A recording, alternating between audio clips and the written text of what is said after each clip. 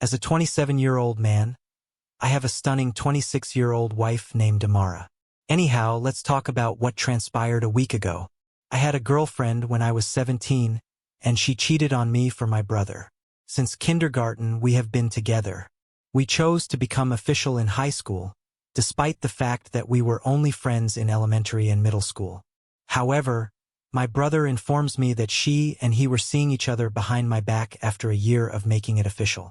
Even though I broke the news to my parents first, they still seemed to consider the relationship to be lighthearted, which pained me greatly. After that, I made the decision to leave my parents' house and concentrate only on my studies, especially because they lacked the manners to at least have a private romantic relationship. I chose to disregard ex's continued attempts to apologize and ask if we might become friends. I relocated to Texas at the age of 19 after graduating, and I only spoke with my family on holidays. After 2 years there, I went to a bakery operated by Amara's mother to meet her. Because we both struggled with trust, we initially became friends. However, we formalized it a year after our first meeting. We had a wonderful connection. I adored her family and they loved me back. Despite the fact that I had contacted and sent an invitation to my parents and brother, who were unable to attend, the wedding was still incredibly amazing. And I understood that even if my wife was wrong in an argument, I would always stand by her side. Now, my mother called me a week ago and asked if we could speak. Since Amara and I were cooking, she was speaking. I didn't mind putting the phone on speaker as the only things I talk to my family about are my brother and what they have done. She is aware of what my family has done and how they supported him. My mother continues by telling me about my brother's upcoming marriage and his request for me to be his best man. After a period of silence, Amara started giggling, and I followed suit. After my mother hung up, I decided not to call her back and instead spent the evening with my spouse. My father and brother inundated me with angry texts the next morning, complaining that I had made my mother weep and injured her feelings by failing to instruct my wife not to laugh. I don't believe I made any mistakes. If it was impulsive, I can argue that it was somewhat childish even if technically I did nothing. So, am I in error for not supporting my mother? Before you read the updates, let's have a look at the most popular comments. Why is your mother asking you to be your brother's best man? That is really strange. How come that's not coming from him? Very obviously not at fault. The kindest thing you can do in a circumstance like this is to laugh. A while back, there was an amazing post about someone who took the role of best man, then proceeded to give a speech detailing all the specifics of the cheating, dropped the mic and walked away. Thus, you can always choose to do it. He requested her to ask me. She was the messenger. Why? I'm not certain. My wife laughed because she only stated, "Your brother feels bad, but he thinks this is a way to reconcile. So would you like to be the best man? Since your brother began dating your ex, have you not spoken to him at all?" He gave up trying, but I've made the decision to go on and try to stay in touch with him. Not incorrect. It's amusing that they wanted you to attend your brother's wedding yet missed your own. Did they explain to you why they were unable to make it? I would venture to think that they want you there to avoid embarrassment when others wonder why you aren't attending your brother's wedding. They mentioned that my brother was feeling under the weather and refused to depart, so they made the decision to stay with him. Since they would be attending, it is obvious that they are SVP, and you were aware that they made reservations for a hotel room and had tickets, correct? Because, well, they just lied to you if not then. Not only did they stay in Michigan, it seems that he became ill the day before I gave them a call. Not incorrect. I would only assume that an estranged brother who was not present at your wedding would want you to be his best man when he marries your childhood sweetheart in order to make sure he gives you a good-natured slap on the cheek. Additionally, neither of your parents attended your wedding. Instead, your mother chose to be the messenger. How in the world is your natal family doing? Let's get started with the updates. First off, let me tell you all what happened a week after the original situation. I decided to get in touch with my brother after the incident, after receiving a ton of hurtful texts from him and my father, and tell him how unfair it was that he couldn't make it to my wedding but then invited me to come to his. Some of you, though, were right on. My brother never requested me to be his best man, nor was I ever invited, so my mother cooked up a falsehood to make up for his lack of desire to attend my wedding. When I asked my mother over the phone what the devil was going on, she told me that all she wanted was for her sons to start getting along again. Since I wasn't invited, even if I had accepted the now false offer, things would have turned out far worse. I've made the decision to cut down on my interactions with my family in order to protect my wife and our future together. In addition, my wife is expecting, so that's something to look forward to rather than a garbage show, as I noted in the comments. I also want to thank Amara and myself for the lovely sentiments from some of you. Update 2. Last night or yesterday, I believe I released the first update. I'm not sure, but hello once more. Now, not only my wife and I are involved, but also my wife's side of the family. My ex-friend came across the post, and I guess word got around quickly because I started receiving texts from my brothers and my ex's pals in addition to my own. My wife had a panic attack because she couldn't stop talking about her family and her pregnancy after some incredibly nasty things were said about her. At first, I had disregarded it.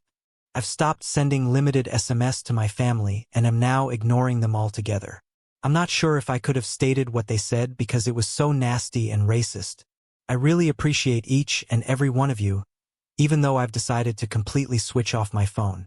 However, I intend to use this time to spend it with my spouse and her family. Right now, we're concentrating on the pregnancy and preparing for 9 months of exciting adventures and strange appetites. Update 3. Hi there.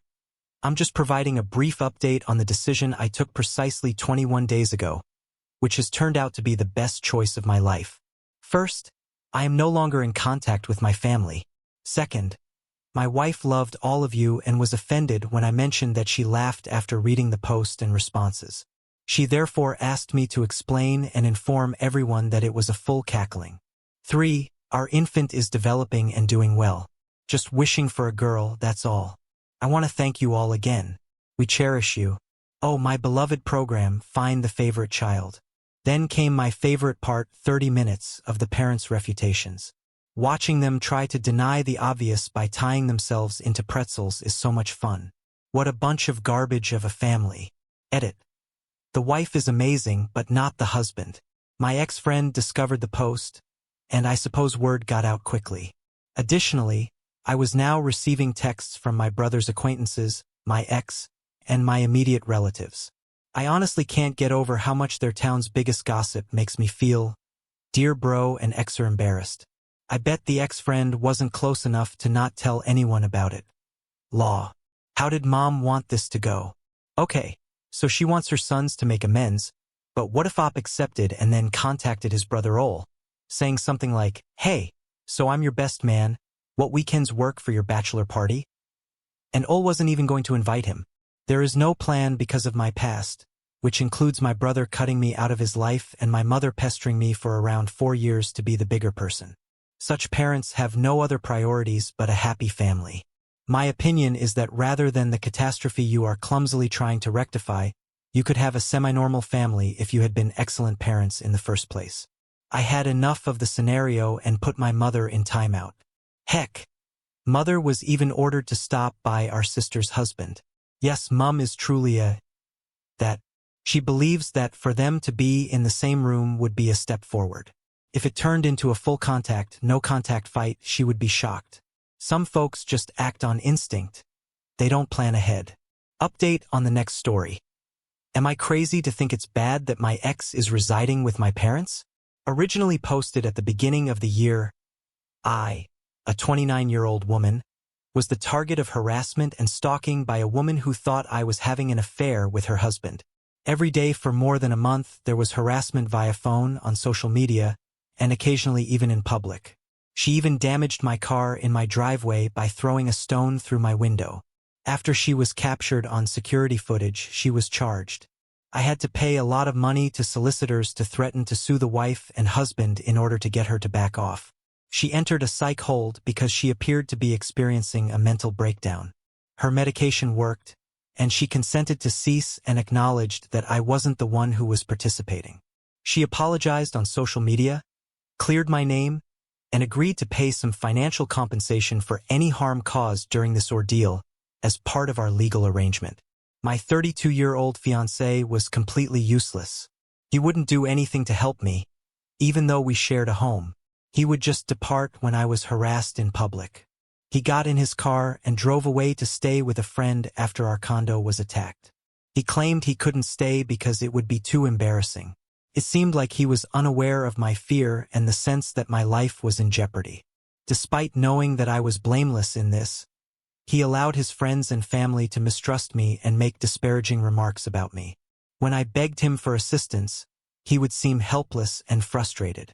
I sent the apologies posts that the pestering woman made wherever I went, explaining how I had become entangled in someone else's sorrow, and then openly ended our relationship by calling my fiancé a coward for his actions. My parents gave me money for the retainer for the lawyer and were a huge source of support during this whole mess. However, they didn't like my open foo to my ex. They called me petty and encouraged me to be more understanding and not end the relationship. His name was finally taken down from my posts, but I had lost interest in a relationship with him. Even after everything passed, I was still rather traumatized and suspicious. I was unable to continue living with my ex, so I resigned my work. To give me a change of scenery, my best friend who lived a few states away invited me to stay with her. That was just what I needed. While I was there, I also decided to settle down because I had found a terrific work there. Since then, I have resided in this town. My mother informed me last night that my ex is spending Christmas with them as a house guest, even though I have tickets to see them. After I moved out, my parents let him move in with them since, according to my mother, he wasn't doing very well. I'm not interested in seeing my ex, and I find it offensive that my parents are looking after this man who abandoned me. Should I inform my parents that I won't be coming while he's in their house? Would that be inappropriate? The most popular remarks prior to reading the update are as follows. Correct. Practically a surefire ruse to try to reconcile the two of you, who, furthermore, just lets their ex-daughter move in. Particularly the former girlfriend who made his friends and family laugh and fled whenever she was being harassed and in danger? Thank you, but no. Stay away from him till his parents move on and move on. That's all there is to it. He did not run for his life. He was letting people attack her without alerting the police. He was a collaborator. Since they would rather you be in a relationship with someone who allows individuals to physically abuse you than with anybody else, there shouldn't be any communication forever. That isn't affection. Not incorrect. Your parents allowed your ex to move in after he abandoned you under perilous circumstances. I apologize, geez. They're all awful. Op needs to get out of there and stop talking to all three of them. Parents at least had the grace to notify her in advance. If she had discovered out when she arrived, I can only image the debacle that would have ensued. Nope. Ops whose parents maintain contact with their ex-partners have posted numerous times on AITA. Most people agree that while you have no influence over what your parents do, you do have control over what you do. Therefore, avoid visiting them while they're there. Another possibility is that they're attempting to reconcile the two of you. I wouldn't be surprised by that. Thus, inform them that you will be unable to return home. Happy holidays, and try not to get involved in any fights or assigning of blame. Remain resilient. You are entirely correct. This brings us to the update. Christmas wasn't spent at home for me. When I informed my parents over the phone that I would not be attending, it led to a great deal of guilt and contention. My dad chastised me for shattering Mom's heart, and my mom got mad with me for being so aloof. My mother is attempting to get me and ex back together, and Dad always follows Mom's lead. When I questioned them why they would want me to be with someone who didn't defend me, Mom replied that there wasn't really any threat because the stalker was simply a woman from a decent home. If it had been a man, he would have done so. I was unaware of this since, although they were concerned for my safety at the time, they are now downplaying it. They are believing his story and using the exact same rationale that Exit did. Then Mom talks about how embarrassing this was for X and claims that by placing him in this predicament, I had harmed him. This reminded me of my mother's long-standing disappointment in me. She never got her wish for me. She had believed that our disagreements were just the normal mother-daughter strife that everyone has. But I know she loves me. However, my mother's worries go much deeper than that. She is a slender spell in a beautiful woman. A woman who is extremely picky about looks and manners. My build is inherited from my dad's side of the family, and I have enormous breasts and a curvaceous figure. My mother has always been concerned about my weight and has put pressure on me to hide and minimize it. She had wanted me to become a teacher or a doctor, but I didn't perform well enough in school for either of those careers. Instead, I ended up pursuing a career in sales, which I love. Even though I dress modestly, I was earning a solid living at a big company and had switched from wearing baggy clothes to well-fitting professional suits. My mother found it obscene that I work in sales and that I look like I do. The gentleman who, while I was a manager at the same company, had an affair caused problems in my life. We were employed in different departments on the same floor. I believe he let me off the hook because it would have been far more controversial and put his position in peril if he had revealed who he was having the affair with. My mother believes that because of my appearance, the wife's decision to place the blame on me was unavoidable. She believes that this experience has validated her concerns about my appearance and profession. She is appalled that, after working for a financial company, I now hold a client relationship manager position and have not learned from my past mistakes. She feels compelled to make me return home, get married, and give up on my profession. I'm really disappointed in how everything has worked out. I lost my relationship, and I'm currently losing my parents. That adulterous man is still employed, and he and his insane wife are still married. I truly apologize. As a woman who has a similar appearance with you, I can relate to your mother criticizing your physical appearance for the harassment and year-long confinement you endured. This is not a scenario in which everyone is lost. People who are not able to support you in difficult times, such as your parents or ex-partner, are coming to light. People who try to hide their discomfort at not acting and providing help when you most need it. You now understand them better. Never overlook it. I appreciate you stating that. This is something about my parents that I find difficult to accept. They helped me get through my dark days, and they believe they are still attempting to keep me safe. They fail to comprehend that if they just left me alone, I would be happier. I had never celebrated Christmas alone before. The only person I truly know here is my best friend, and her family traveled to live with her in-laws. I'm trying to persuade myself that everything will be all right, but I'm feeling really down and alone. I firmly believe that people's behavior during a crisis exposes who they are as a person, and their perspective on their behavior after a crisis tells who they are as a person. It is true that some people have a flight response when faced with conflict. Nevertheless, this reaction cannot be later minimized or misrepresented. He cannot address it or draw lessons from it if he cannot accept that. Everyone wants a friend or support system that they can rely on. In a family member, in a friend, but particularly in a life partner. Indeed, my spouse heard my mother yell at me, and he immediately said, "Are you okay? Do you want me to talk to her?" He truly had my back. It made no difference that she was my mother or a woman. He was aware of my anger and her error, and he refused to tolerate it. Op's fiancé is an asshole. Men don't need to be scary or deadly to advise women to stop their bad behavior. They can simply tell them to back off. Sometimes the offender has to hear it from someone else in order to realize they are wrong. It wasn't worth it for me. Neither my mother nor anyone else was being listened to. Attempting to encourage her to listen is pointless.